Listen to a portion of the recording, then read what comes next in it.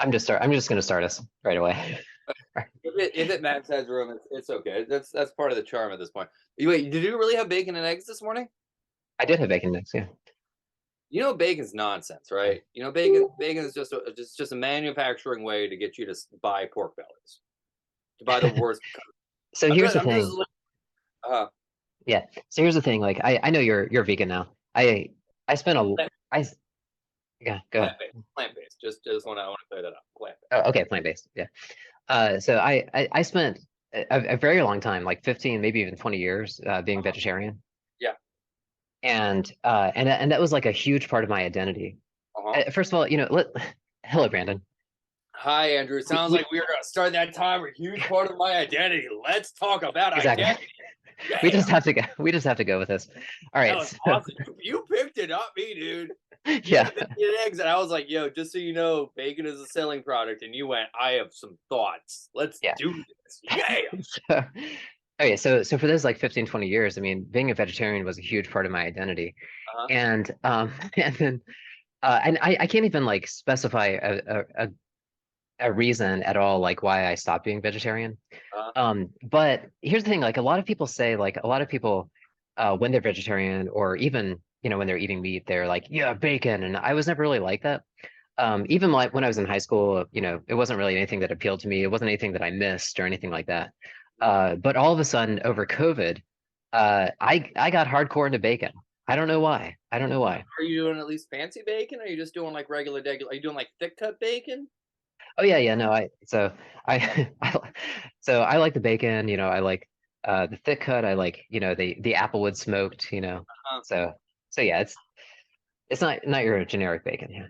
Okay, that's something. But I will Yeah. say it is a fact that bacon's Mm, just pork belly, and pork belly was a part of the meat that you would just throw away, and then they figured out how to sell us bacon. And mm. also the fact that it's for breakfast is all like eggs and bacon for breakfast is all just like a ploy to get you to eat eggs and bacon. And I would make the argument that if you eat meat, which is fine, I'm not in any way judging you. I say that in a judging voice. I feel like I've been eating plants long enough that inherently I'm like, if you choose to murder an animal that you don't need to choose. If you choose, that's fine that you choose to be a murderer. I don't believe that.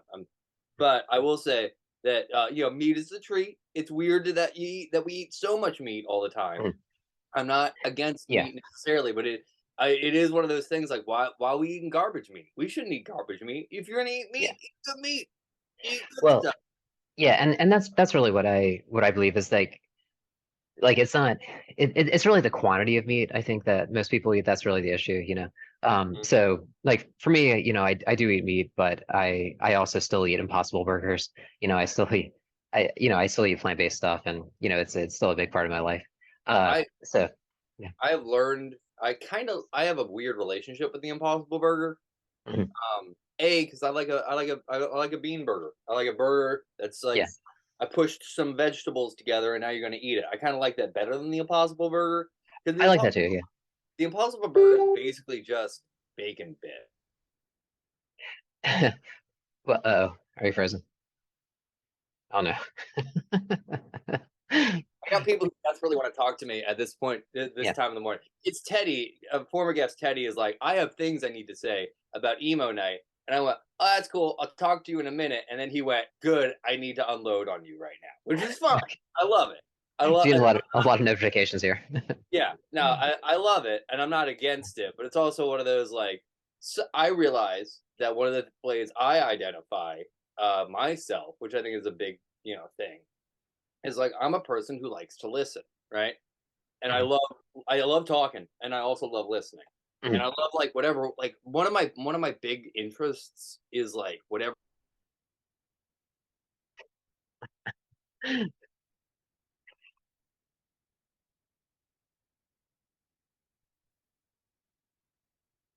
Okay, so I don't know if this is still recording me or not, but let's just pause for a moment and reflect on this beautiful uh, image that we have here. This paused, paused image that we have of Brandon. It is just Your weird beautiful, interest. gorgeous. Okay, And look at okay, Andrew. hold on. Okay, And also, so you just froze for a good 30 seconds. uh, So you're gonna have to back up. You froze It's for a like, while too, but it was all of your face, and I have to say, it was like a real judgy face, and I just had to deal with a real judgy Andrew face like the whole time, and it was hard okay. not to be like, "What? What? Say something." He's just frozen in a weird spot. Yeah. Um, Well, now I'm curious, like which one is recording because I was kind of talking through it, and you were actually posed on a very good image. You know, you had a oh, good, that's good. yeah, Good.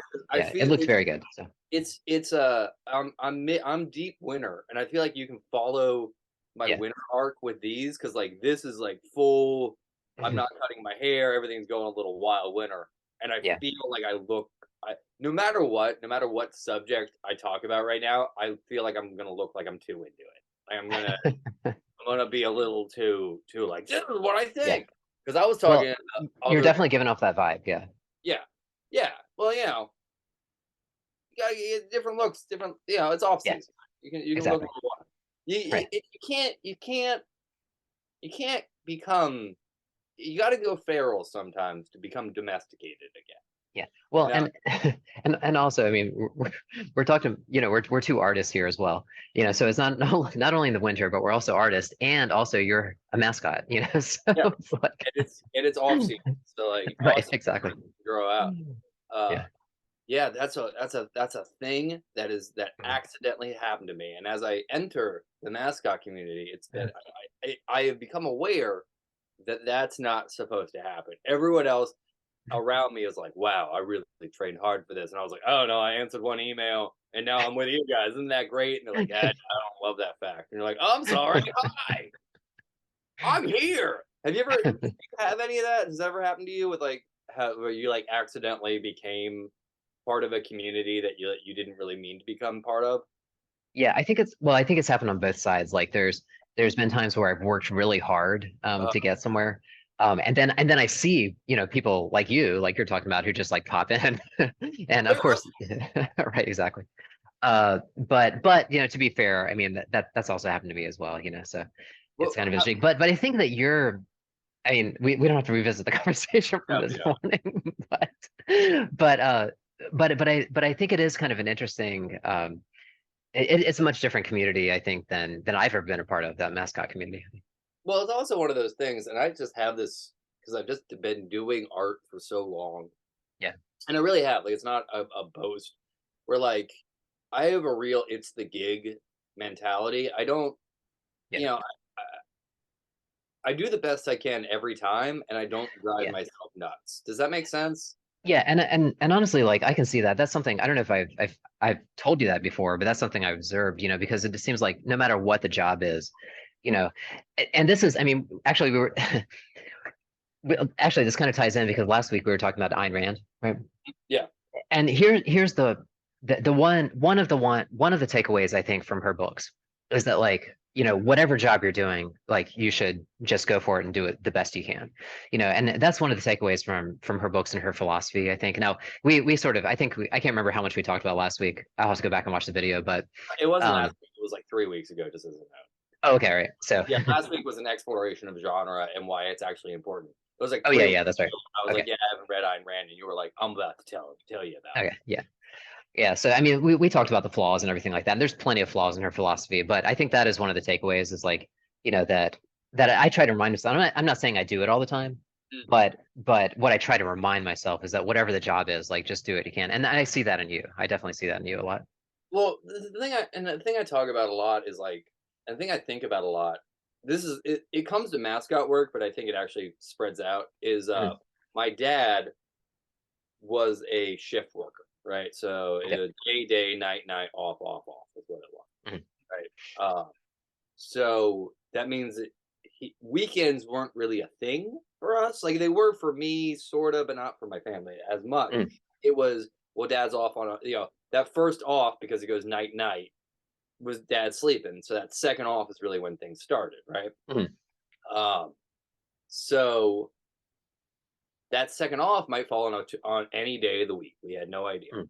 So you would go to like the baseball works. I think baseball there's baseball every day but Monday in the minors. Mhm. When it's an on season. So we would go on like a Wednesday, and not a lot of people go on Wednesdays, but I would go on a Wednesday. So I have a lot of care about the people who go on Wednesdays. Hmm. And I feel like a lot of people are like, yeah, you got to wait for like the big crowds. But I wasn't in the big crowds. I wasn't there Hmm. for the Friday, Saturdays or fireworks a lot of times.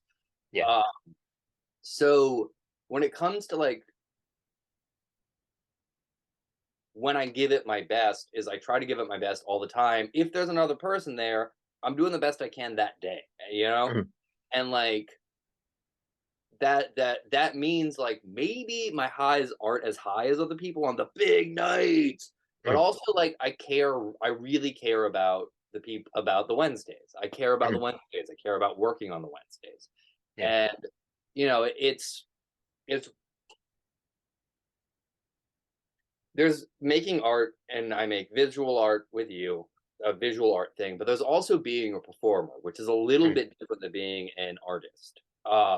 Now I'm not saying performance art artist, but it's a little bit of a different thing Mhm. because like you have to give it your best when you don't want. That's something that there are days when you're not feeling it for Mhm. whatever reason, and like you shut up and you get up there and you do the best you can because like people are giving you their time and attention, and those are the most precious things in the world, Yeah.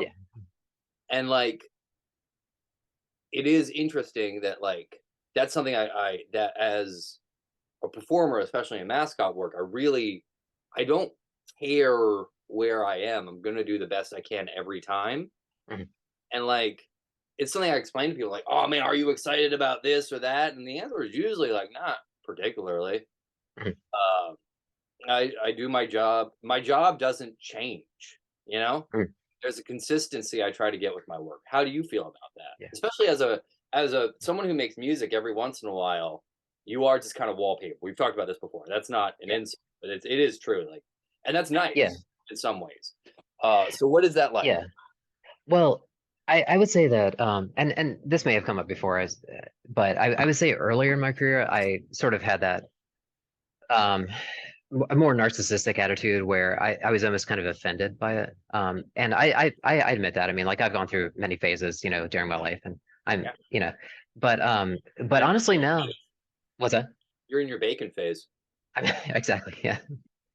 And I still eat turkey bacon as well, and also veggie bacon. So, Yeah, it's across the board. But who anyway, else? I'll bacon, man. yeah. But but I can honestly say that now, like last night, we had a gig and it was really mostly background music. And the thing with this group is that this acoustic group that it can go either way. Like sometimes like we are the focus, and sometimes like we have people getting into it, and sometimes we have like the crowd, and it's like we've got the crowd in the palm of our hands. Mhm. But sometimes it's the total opposite, and it is interesting. At this point, I'm kind of used to it, but I think when we were first playing, it was kind of jarring to kind of go back and forth like that. From one night to the other, it could just switch either way. Maybe even sometimes in the same night, to be honest. Yeah. But at this point, like I've kind of embraced it, and like last night was really mostly like a background gig, and it was really just kind of beautiful, just being able to sort of sit there and, you know, um, a few people came up and like, you know, said something to us. So, every now and then you get like these indications that people are listening. And so like, just knowing that, like, we don't necessarily have to have like the engagement of every single person there, to know that we're still part of that event and part of the atmosphere, I think like that. So, and you're right. Like, we did our best, just like you're talking about, like on a Wednesday night, the way you do. So, Well, it's also one of those things, and I'm not saying the opposite, but it might sound like the opposite. I don't want mhm. it to sound like the opposite, at least. Where what is the best for a Wednesday is Mhm. not the best for a Friday or a Saturday. Like Mhm. it's different muscles that you're using, Sure, sure. mental muscles. But you're doing like if it's let's and, I'm working mascots and I just did one yesterday, so that's why it's coming up. Mhm. Um, like when you're working for realistic number 5,000 people is a different thing than when you're working with 50 and you're Mhm. doing different stuff. When you're working 5,000, it's big, it's about the group, it's about the Yeah. crowd. And when Sure, you're sure. working with 50, it's much more about the individual. And it's about being able to suss out individual relationships. And when it's Yeah. 5,000, it's hit and go. It's hit and go. It's big motions where you're getting a big crowd to go with it. Mm, It's getting people. It's getting people in front of you and away from you as fast as they can, so everyone has their little moment. So mm, like, even though it looks different, it even though it is me doing the best I can, I don't want to be so vain as to say it's exactly the same. It's mm. different exercises, but I'm Sure. still working out. Does that, you know what I mean? Does that make sense? Like I Oh, feel yeah, absolutely. Yeah. that, and that flexibility is important as a performer to kind of find out what you need to be in the space. Yeah.